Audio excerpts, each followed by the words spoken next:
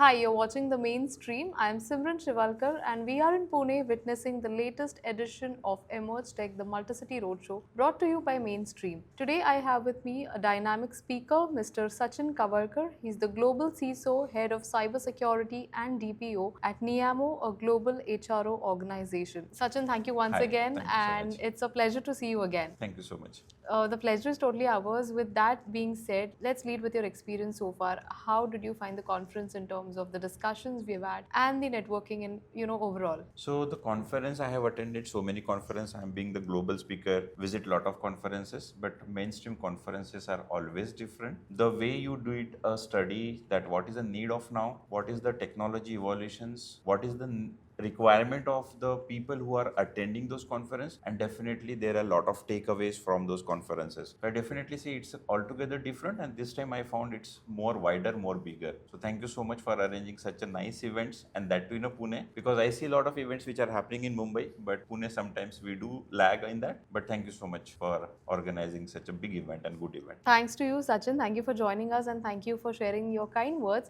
Next, I want to understand from you from a cybersecurity perspective as a CISO and a cybersecurity leader for that matter. What is your approach or how do you differently approach when it comes to, securing large volumes of data and yet maintaining that kind of robust security infra? So being we are the global HR organization, we are the one of the largest payroll organization in the globe, almost more than 100 plus countries, 140 plus customers we are catering. And since it's all the critical sensitive information, Right. we call it as a PI information. Correct. We need to have the controls on every layer Correct. across 360-degree of our organization. Being cybersecurity is one of the most topmost the threat actor which is coming up, and it may come from any area. It may Correct. be a people issues, it may be a technology issues, applications issue, third party issues, the vendors with whom we are dealing, because Correct. sometimes you have the exchange of a data. So we need to make sure that we are monitoring each and every data pipeline which is getting connected inside and outside. Right. So it's not only about a technology, it's not about the tools and technology which what we are using, because every organization they have a lot of good best in breed tools and technology. Correct. Deployed in their environment, but how we are utilizing, how we are understanding the deployment of those tools technology, and definitely how you are analyzing those. Correct. To the micro level, because there are a lot of things which are available, the good frameworks are available, the governance models are available. We have seen in the today's theme there is a Gen AI, lot of things which are happening. Every organization is using the GI, which is another source of the cyber threats which is coming in.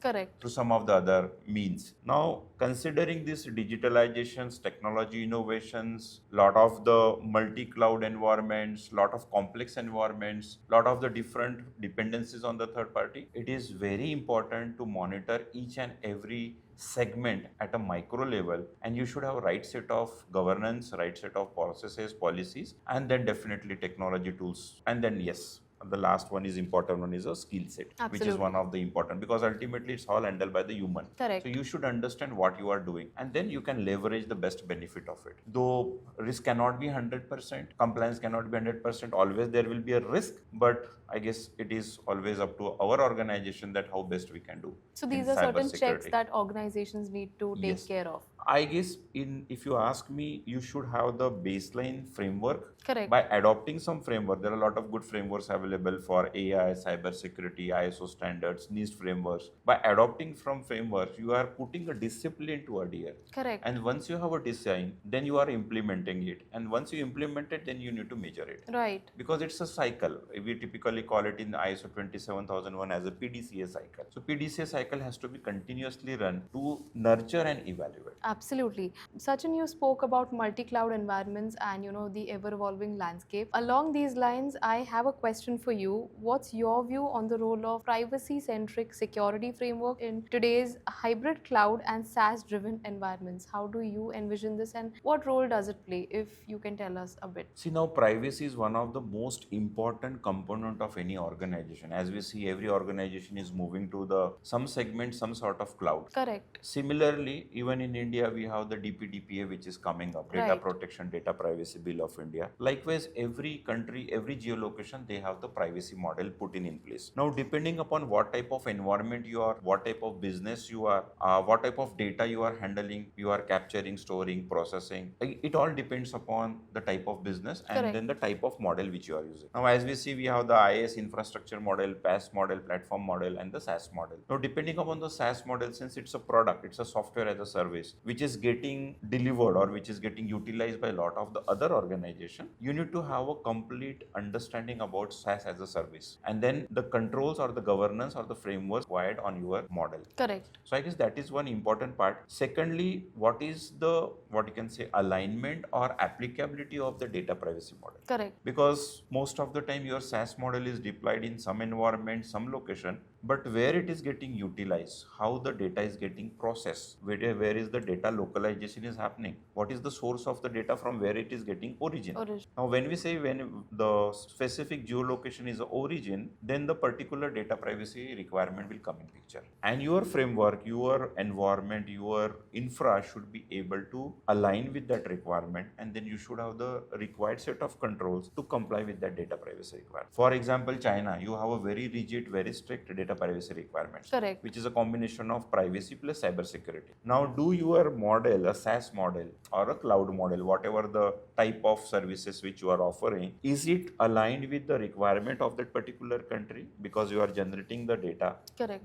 you are extracting the volume, and then you are using that PI information. So, do you have the capability and how compliant you are? Right. So, you should have no model fits into everyone. Right. And so likewise, we need to make sure that at least we have baseline privacy controls in place in addition to the security controls. Rightly said so. And lastly, Sachin, I have two questions for you. How do events like or platforms like Emerge Tech, make a significant shift for leaders like you from various sectors, whether it's banking, whether it's organization like HRO like yours? There's a lot of exchange of information, all of the top leaders under one roof. How do you think it's still making a relevant impact? I guess the best part is a lot of regulations are coming up. Correct. The frameworks are coming up. Right. Now, if you take an example of Data Privacy Framework Bill of India, Right. it was a long journey, which is almost like evolved over the last 3-4 years of time. And even in February 2025, they have opened it for across the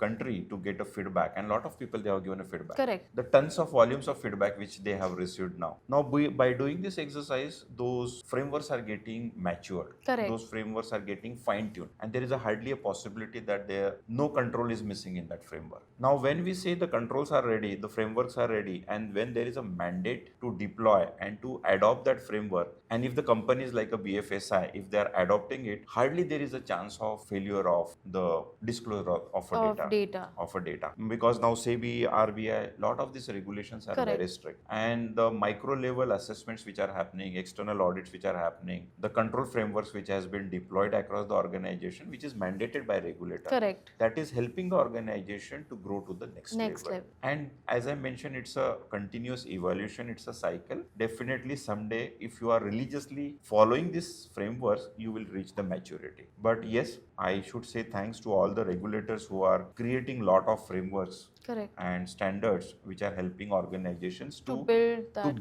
to understand what is a baseline. Correct. And then putting the advanced level of controls on the frame. Great. And any best practices or keywords of advices today for organizations to have that level of robust security structure or to protect themselves basically? How do you, any words? I guess there are 3 or 4 major points which I wanted to say. The first and the foremost, which I always say, is awareness.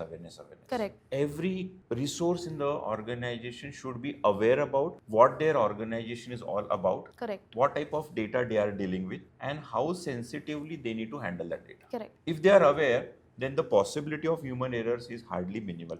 Because the main source of whether you deploy any advanced level of tools, technology, definitely if the people are not aware to handle that particular technology, there is a high possibility of making the mistakes or the incidents. Correct. So awareness is the first thing. Data privacy related, all the controls, technical controls, technology controls, if you have built in, definitely that will help in. And the third, the important thing which I have seen across a lot of the conferences is people are adopting most of the time the multi-layer or the duplicate solutions deployed in their environment. Right. Now, when we say we have the multi solutions or multiple or duplicate solutions available, definitely your cost is involved. To manage those, the tools, you need a resources. The third one is what is the outcome of you are getting from Correct. the same component which you have deployed in your organization. For example, like XDR, MDR, or maybe EDR. Correct. Endpoint detection and response. You have multiple solutions deployed, but what exactly you wanted? So can we not look into re-architecturing all this stuff, minimizing the cost and best utilization of resources? And the last component is the skill sets requirement. Because all this technology, the best in breed, the advanced level of tools which are deployed in your environment, if you are not aware about how to handle that, then you are not utilizing or ROI is not getting come out